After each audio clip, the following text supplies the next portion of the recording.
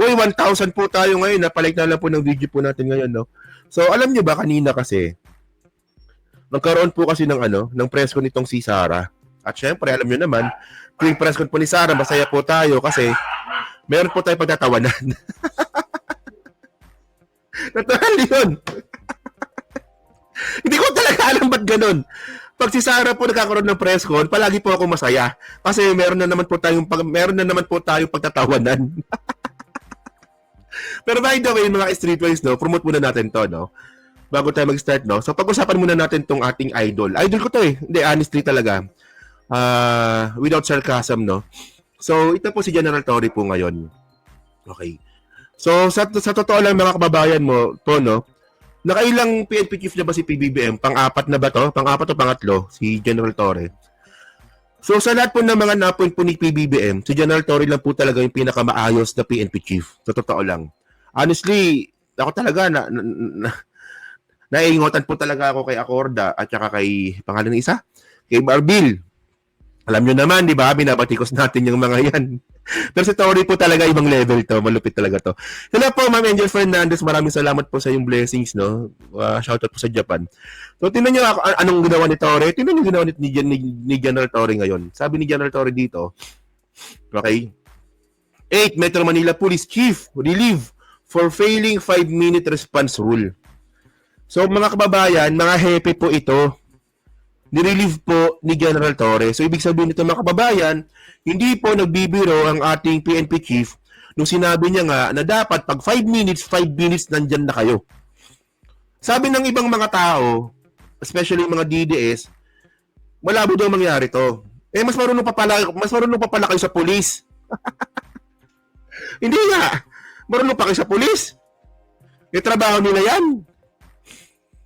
Di ba? Oh. So, syempre ito sa akin fair to.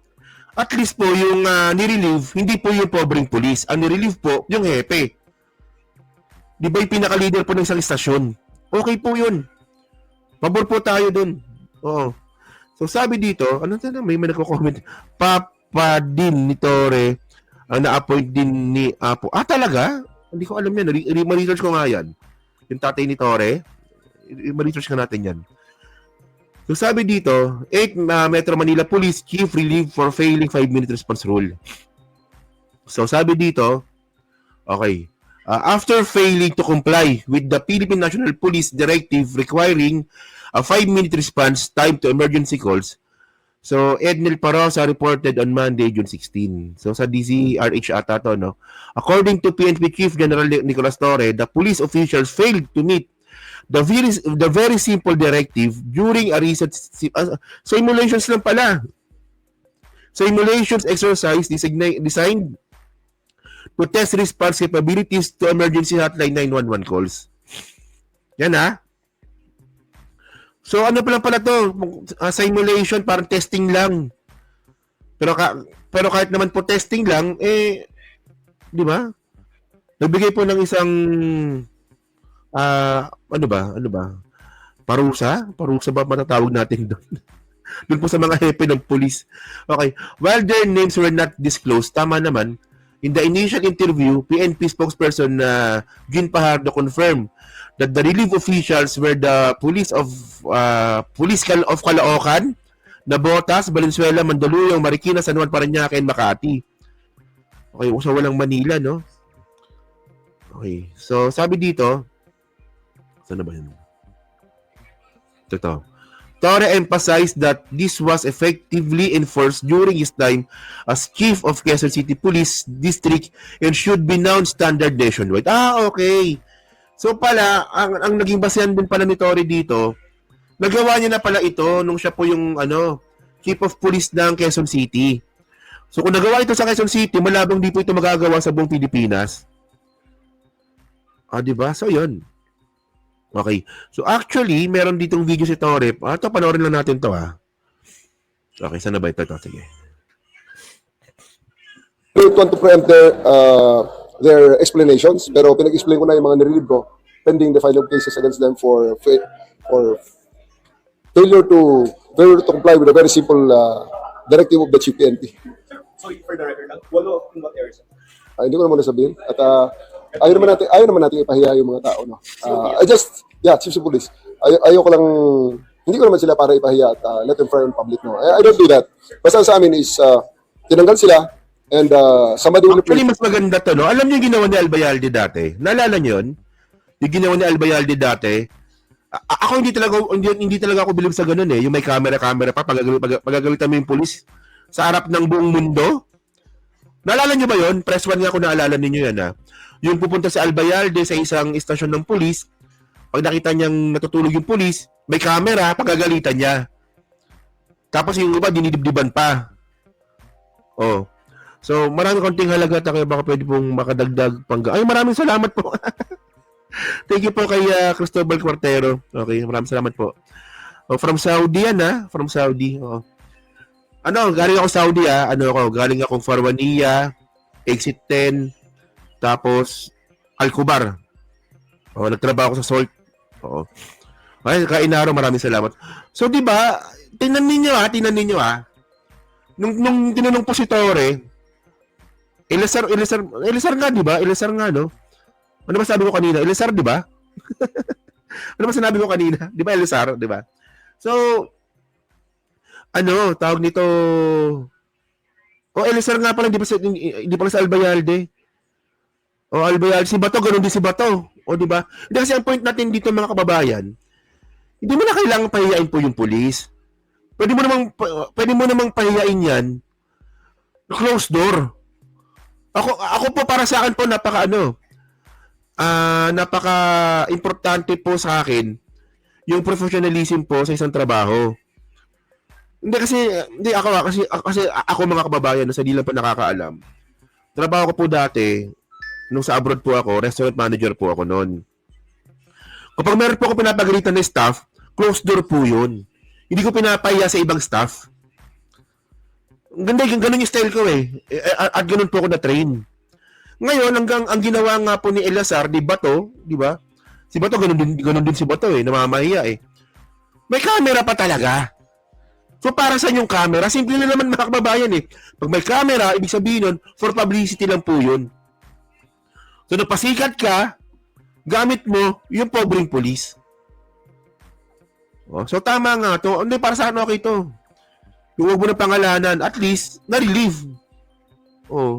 System and for them to, again, reassess their commitment to the directives of the GPNP. In compliance to the directive of the administration. High crime rate ang basis. High crime rates, low response. No, hindi. Failure to pass the 5 minutes response test. Very simple. Sa Metro Manila? Yes, Metro Manila. Sir, yun lang pong pinakita niyo. Very impressive. Pero wala ba siya, sir, na... Ba't ang dami nagpapalipad? Hello po, Ma'am Mabane Juvie, maraming salamat po, no? Thank you po sa blessings po. about privacy? Meaning, Ano privacy doon? halimbawa, ipapatikan kayo na tao, you can just use that. Hindi naman kami amin hindi naman. Wala namang ganun eh. Kaya yung seryoso sa Alam niyo mga kababayan, si Torre na-meet ko na siya, I think 2 beses ko nata siya na-meet. Dalawa, no? So, kung paano siya makipag-usap na ganyan po siya sa personal. Ganyan po siya sa personal. Napaka-approachable niya pong tao. Akala niyo yung ganyan si Torre na parang mapagbiro, nakangiti. Pag nakausap mo siya ng personal, ganyan po talaga siya makipag-usap. Walang halong kaplastikan po yan. I work in military hospital sa Riyadh for 32 years, no? Saan yan eh? Military hospital sa Riyadh, saan yan, di ba? Sa Sulaimania. Di ba? Alam ko pa, di ba? So, Sulaimania yan, di ba? Ano nga, sir, baka mamaya, di ba? I mean, wala namang crime, pero you just wanna look out for certain people. Sige lang po, Ma'am Joanna po. Guys, all the cameras are in public spaces. Nasaan ang privacy ron? So, that's monitoring. Hindi naman po surveillance yan eh. That's monitoring of public places. Anong gusto nyo? Pabayaan namin kayo dyan sa public spaces? Hindi naman po pwede yun. At mas maraming sa mga kababayan natin ang nagde-demand na binabantayan natin ang ating mga pampublikong mga lugar. To make sure that we need to monitor and even preempt. Kasi nakikita natin sa mga cameras, medyo kahina-hinala ang galaw ng mga yon. And di ba, may mga mandurukot sa bus. Nakita nyo sa buti netizens ang nagpadala noon na monitor ang mga galaw nahuli natin. Demo. Test yun. Kasi kung sa test nga hindi mo magawa, di sa lalo na sa actual. So, kailan yung next IMEX dun sa mga regions na nabanggit nyo kanina? Weekly. Weekly assignments. Because I cannot wait for them. Okay? Time is of the essence. Gusto natin na immediately makomply ang direktiba ng ating presidente. Sabi ni President BBM, 5 minutes gusto niya ang pulis ay nandyan agad. Eh, hindi pwedeng paghintayin ang direktiba na yun. At hindi pwedeng paghintayin ang mga Pilipino. So, there's no way naman hindi ma-comply. Kita nyo, di ba? Kaya nga ano to eh. Sobrang right choice po talaga na si Tory po yung piliin po ni PBBM. No? So, kasi mga kababayan, no? Ngayon, ang gusto ko talaga makita. Kasi ako ano eh, bira na lang ako lumabas ng bahay eh. Lumalabas lang talaga ako kapag may event. O kaya pag na-invite po ako sa mga rally. Ganyan. O kaya may nag-invite sa akin, lalabas tayo, ganun. Pero hindi na ako lumalabas araw-araw. Pero by the way, mga kababayan, no, ang gusto ko lang din talaga makita dito, kung talagang ramdam na ba talaga natin yung police visibility. Di ba? Kasi baka mamaya, ano, no? Baka binubullshit lang din tayo dito. Pero kung speaking of bullshit, mga kababayan, no, sa dinami-dami po ng mga naging PNP chief nga po ni PBBM, malamang alam nyo naman to eh, na tayo, kinukundi na po natin. Mas maayos pa nga to si Tore. Kasi, tinan nyo naman to si Acorda. Si Acorda, mga kababayan, di ba, may allegation po na sangkot sa Pogo. Sabihin na nga natin totoo, sabihin na nga natin hindi totoo, o hindi totoo man o hindi, ang point dito, bakit ka nasangkot? Di ba? Ay, ang point, PNP chief ka, nasangkot ka sa Pogo? Di ba? Oh. At syempre, no? Actually, si Acordo din pala may sabi nun. Yung nangangako lang hindi tinutupad. Di ba naalala niyo yung si Macanas? Buhay pa ba yun, si Macanas? Si General Macanas? Buhay pa ba yun? Hindi na kasi nag-notify sa akin eh. So, dati po, no, meron pong ginawang content ito si Macanas. Sabi nga po ni Acorda nun. Di ba? Ididimanda namin yan si Macanas. Natapos na yung term si Macanas, bakla pa din. O, ganun pa rin. Nakalaya pa din. Hindi naman nakasuhan. Ang point natin dito, pag mga ngako ng kakasuhan, kasuhan ninyo. O, di ba? O. Nasa US si Macanas na, talaga, nagtatago na ba? Wala pala yun eh. Tapos, ito pa malupit. Yung isa rin paborito nating PNP chief, si Marbil. Marbil, drugs, good for economy. Alam nyo, no? Hindi kasi mga kababayan, no? Tayo po kasi, hindi naman po kasi tayo katulad ng ibang mga vlogger na medyo merong borderline na kapag appointee ni PBBM, huwag titirahin. Ako po hindi. Yung Presidente Bongbong Marcos po natin, okay naman po yung ginagawa. Well, hindi siya perfect na presidente, pero maganda po ginagawa ng ating presidente ngayon. Ang dami niya pong achievement na hindi po natin nakikita kasi nga po medyo kulang po talaga sa information. Ayun na po talaga. Pero syempre tayo naman po, no, hindi naman po kasi tayo porket na appointee ni PBBM, hindi po natin titirahin. Actually, medyo na-bullshitan po talaga ako dito. Natawa talaga ako dito kay Marvin, hindi ako makamove on dito eh, no? Kaya tayo napulaanan ng mga DDS niyan dati. PNP chief ka? Sabihin mo ba naman na yung droga maganda sa ekonomiya? Kasi yung droga, yung iba ginagamit na po sa pag-overtime ng mga tao. Kundi ba naman loko-loko? Di ba? Oh. So, ngayon, ang point nga natin dito, well, totoo naman yun, di ba? Pero bilang PNP chief, sasabihin mo yun? Bilang PNP chief, sasabihin mo yun na, ay, yung droga naman, di naman lahat ng nagdodroga addict. Yung iba, kailangan lang nila para mag-overtime. Come on. Para namang... And by the way, marami po tayong mga marami po tayong mga cabinet secretaries po ni PBBM na pinipitik po natin. Diba? Tulad nga po ni Lagdameo. Naalala niyo ba yung sa US talaga si Macanas pala na sa US na. Naalala niyo si Lagdameo. Diba? Tinira natin si Lagdameo, diba? Binanatan natin si Lagdameo noon. Marami nagalit sa atin noon. Diba? Marami nagalit sa atin noon. Pero ang point natin dito, di naman po tayo nag-criticize para manira. O ngayon, si Lagdameo, nasan si Lagdameo ngayon? Na-reappoint ba? Na-reappoint ba? Di ba hindi? Tama, di ba? Tingnan ko nga. Alam ko, hindi pa eh. Hindi pa, no? Lagdameo. Tingnan ko nga, Lagdameo. Appoint. Wala pa, no? Hindi pa nare-reappoint, di ba?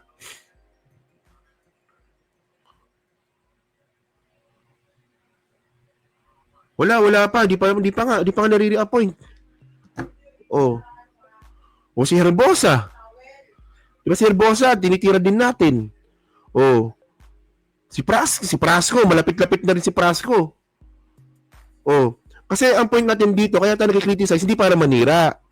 Para po gumising yung mga cabinet secretaries po ni PBBM. Hindi po kaya ng presidente natin mag-isa. Di ba? And by the way, mga ka-streetwise, no, alam nyo kung saan ko nakuha yung ganyang klaseng motivation. Baka sabihin nyo naman, gaya-gaya tayo. Una po kasi, may mga ano po tayo, no? May mga DDS po tayo, mga kaibigan. DDS dati, na ngayon po kasama po natin ngayon, na PBBM supporter na. Hindi ko lang sabihin ko sino, pero kilala nyo na sila. So, ano daw yan? Kasi sila, di ba, mga troll farm sila, di ba? Troll farm sila, di ba? Troll yung mga yun, inamin naman nila na troll sila, na binabayaran sila noong panahon ni Digong.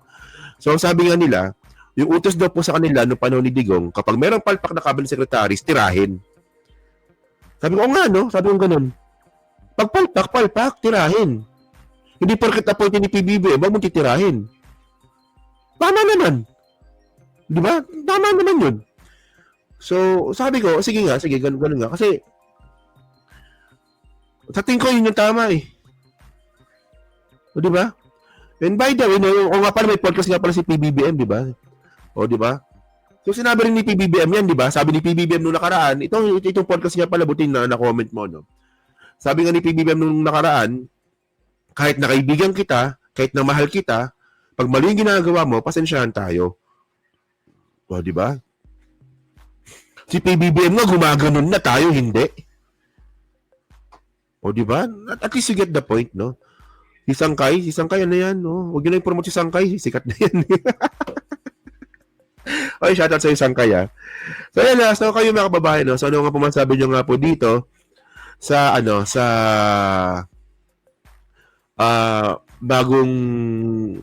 ating bagong PNP chief na si General Torre. Ang hindi lang kasi maganda dito mga kababayan, by term po kasi yung PNP chief natin. Malimit 1 taon, ganun lang po. So after po 1 year, posible din po mapalitan po si General Torre. Diba? So, ayun lang. Sana hanggang matapos sana. Diba? Sana, Lin Mariano, tama naman Takero, wag magpanatiko, wag tulad ng mga DDS na angat tangas ng mga Duterte. And then, sana mga kababayan, no? Si General Torre, hanggat maganda po yung ginagawa, wag palitan. Yun nga lang po kasi, ito kasi yung reality na politics mga kababayan, eh. Kahit po sa PNP nangyayari po yan. Na dapat po talaga, no, na yung PNP chief po nakapila. So, after 1 year, malaki po talaga yung chance na si General Torre po is baka matanggal po matapos po yung term, papalitan. So, ganun talaga eh. Sana wag naman sana, pero, di ba? Sikap former DDS. Sikap lang yung kilala. Sikap po yung pinakasikat. Pero marami po sila. Marami po sila. May tours pa yun, sana maganda nga. Kasi medyo bata si Torre, no? Medyo bata siya naging PNP chief, no? O, di ba? So, yun nasa comment na po sa baba. Binabasa ko pong lahat yan. At syempre dyan po sa Team Replay. Para ipa-subscribe. Kung hindi naman kalabisan, pa-share na rin po ng video po na to, no? So, yan. Okay. So, iwanan muna natin yung topic po na yan. Pag-usapan ngayon natin itong update kay Bato.